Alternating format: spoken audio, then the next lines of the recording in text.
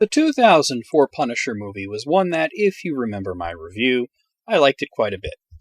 It didn't make a lot of money when it was in theaters, but it made up for it in DVD sales, which led to a sequel being greenlit. However, trouble came early when Thomas Jane refused to be in it despite his love for the character. He said the script was bad. He was replaced with Ray Stevenson, who at the very least looks like the Punisher. This one's a lot different from the first film. It's way more violent, but in a cartoonish sort of way.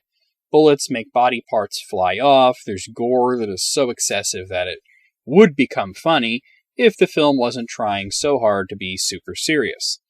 The villain this time is Jigsaw, a mobster who gets disfigured and has a grudge against the Punisher.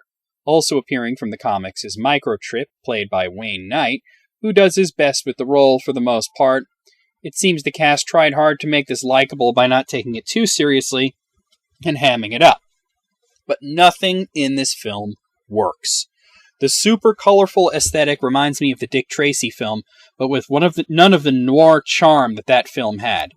The plot is simplistic and uninteresting, and the script is laughably bad.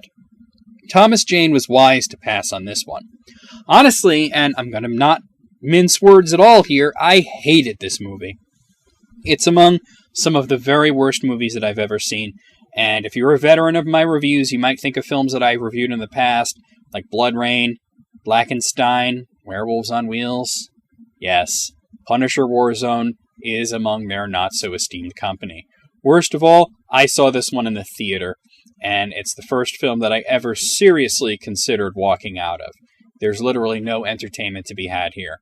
The only good thing about the film is that it destroyed Lionsgate's franchise so thoroughly that the rights to make anything to do with the Punisher have reverted back to Marvel. So hopefully we'll see the character in a film or a Netflix series sometime soon.